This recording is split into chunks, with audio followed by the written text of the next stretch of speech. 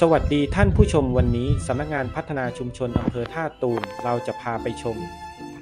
วิถีชีวิตของคนกับช้างชุมชนท่องเที่ยววัดวิถีบ้านตากลางตำบลกระโพอำเภอท่าตูมจังหวัดสุรินทร์